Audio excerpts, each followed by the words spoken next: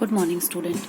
In earlier classes, we had a discussion about the capacitor, capacitance of a capacitor and grouping of capacitor. Grouping of capacitor में हमने पढ़ा कि series combination कैसे होता है, parallel combination कैसे होता है और हम इसका कैपेसिटेंस कैसे निकाल सकते हैं. ठीक है. इसके बाद हम पढ़ेंगे energy stored in a capacitor. Energy किसी मतलब जो चार्ज होता है, चार्जिंग ऑफ कैपेसिटर होता है, वो कहीं ना कहीं किसी एनर्जी की फॉर्म में कैपेसिटर में स्टोर हो रहा होता है. तभी तो उसको चार्जिंग जितना ज़्यादा इंक्रीज करते जाते हैं उतना उसमें स्टोर होता चला जाता है. जो मेटल कंडक्टिंग प्लेट मैंने आपको लास्ट उस पैरेलल प्लेट कैपेसिटर में समझाया था कि एक प्लेट को हम पॉजिटिव चार्ज देते हुए जाते हैं तो ड्यू टू इंडक्शन सेकेंड वाली जो प्लेट होती है कंडक्टर प्लेट उसके ऊपर नेगेटिव चार्ज जनरेट हो जाता है.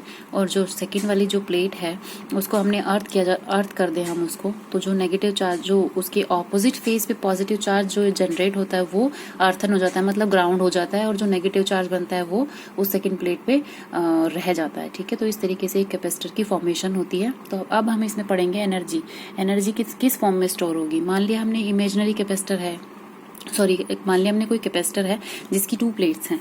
ठीक है. इस पे हमारा पॉजिटिव चार्ज है, एक पे हमारा क्या है नेगेटिव चार्ज.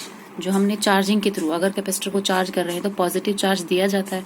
तो ये पॉजिटिव चार्ज जो दिया जाता है इसको हम इमेजिन कर सकते हैं कि जो चार्ज है वो मूवमेंट हो रहा है कहीं ना कहीं एक पॉइंट से दूसरे पॉइंट पर. मतलब मान लिया हमने यहाँ से पॉइंट इसको चार्जिंग करना शुरू किया तो इसका चार्ज का मूवमेंट हो रहा है किसी न किसी पॉइंट पर. ठीक है. तो इसको चार्ज को मूवमेंट को हम लगा सकते हैं कि चार्ज मोशन में है. ठीक है. तो इसके बाद हम इसका पोटेंशियल लिखना चाहें. इस चार्ज की वजह से पोटेंशियल कितना होगा हमारा. पोटेंशियल का फॉर्म क्या होता है हमारा Q/C as a capacitance relation. ठीक है. कैपेसिटेंस का रिलेशन क्या होता है Q इक्वल्स टू CV. ठीक है. तो ये हमारे पास रिलेशन होता है जहाँ पे C क्या होता है हमारे पास कैपेसिटेंस होता है ऑफ द कैपेसिटर.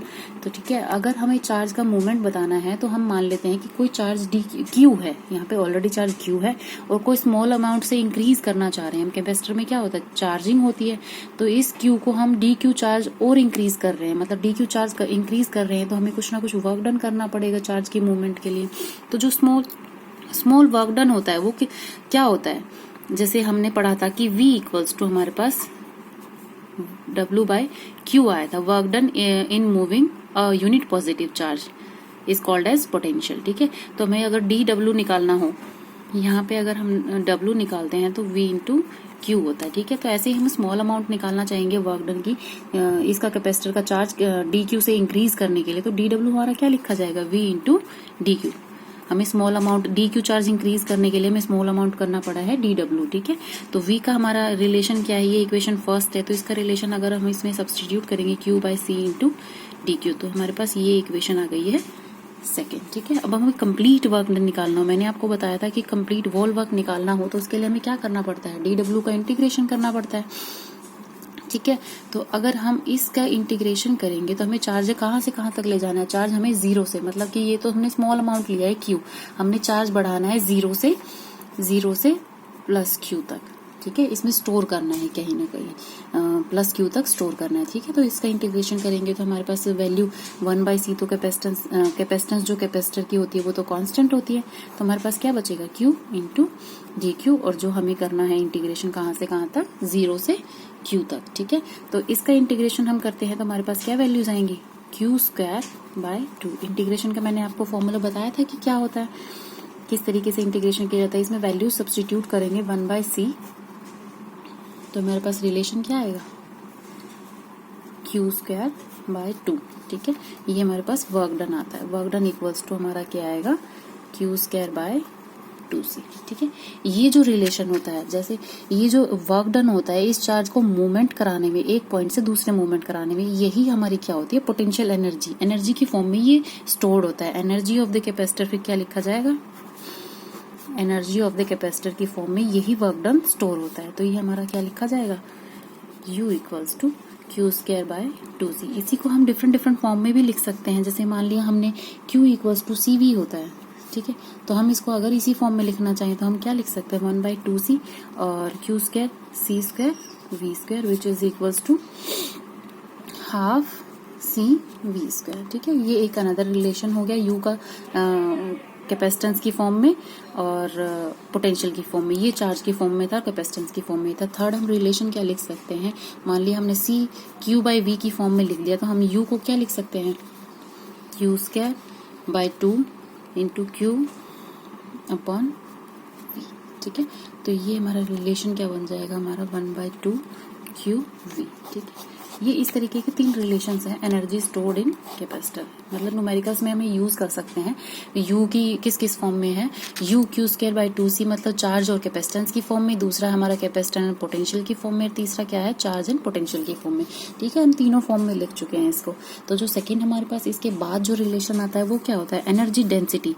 अब हमें एनर्जी पता चल गई है कैपेसिटी की कितनी होती है, तो एनर्जी डेंसिटी निकालेंगे तो क्या होगा, एनर्जी डेंसिटी का मतलब होता है एनर्जी पर यूनिट वॉल्यूम, एनर्जी पर यूनिट वॉल्यूम। ठीक है, तो किसी कैपेसिटर की हम एनर्जी पर यूनिट वॉल्यूम लिखना चाहेंगे तो हमारे पास ऑलरेडी रिलेशन आ गया है एनर्जी का।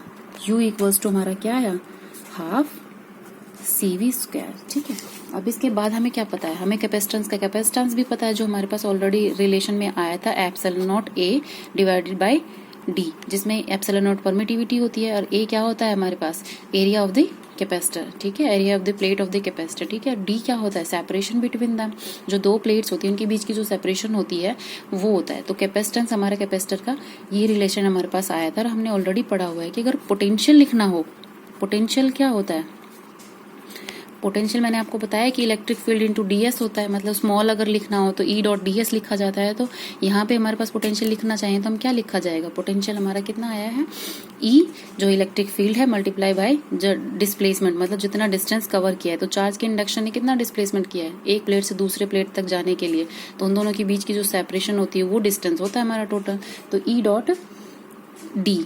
ठीक है, तो ये हमारे पोटेंशियल का रिलेशन आता है। तो हम इन दोनों वैल्यूज को अगर सब्स्टिट्यूट करेंगे एनर्जी के रिलेशन में, हाफ E क्या है हमारे पास, सॉरी C क्या है हमारे पास, ε0A divided by D, and potential की वैल्यू रखना चाहेंगे तो E²D²। हमारे पास रिलेशन क्या आएगा, U equals to 1/2 ε0A E²D। ठीक है, ये हमारी इक्वेशन आ गई फर्स्ट।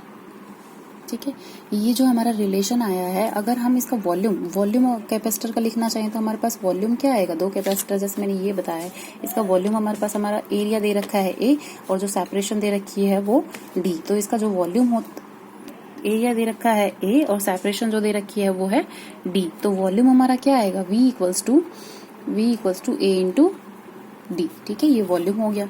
तो वॉल्यूम हमारा आया है A इंटू डी और हमने रिलेशन पढ़ा है एनर्जी डेंसिटी का, energy density equals to energy stored per unit volume. ठीक है, तो एनर्जी स्टोर्ड कितनी है हमारी, एनर्जी स्टोर्ड का रिलेशन हमारे पास आया है 1/2 ε0A E² and D and divided by 1 volume A into D। तो हमारे पास रिलेशन क्या आ जाएगा, 1/2 ε0E²। ये हम स्मॉल u से रिप्रेजेंट करते हैं एनर्जी डेंसिटी को। ठीक है, तो ये हमारे पास दो रिलेशंस आए हैं। तो स्टूडेंट्स, ये हमारे पास दो रिलेशंस आए हैं। एक तो energy stored in the capacitor, हमारे पास क्या फॉर्मूला आया है, U इक्वल्स टू Q²/2C। ठीक है, इसकी 3 फॉर्म्स हैं, हम तीनों फॉर्म्स में लिख सकते हैं कैपेसिटेंस का फॉर्मूला यूज करके। इसके बाद हमारी जो एनर्जी डेंसिटी आई है वो हमारा रिलेशन क्या आया है, U इक्वल्स टू 1/2 ε0E²। ठीक है, अब नेक्स्ट लेक्चर में हम पढ़ेंगे capacitance of a capacitor with dielectric slab और कंडक्टिंग स्लैब।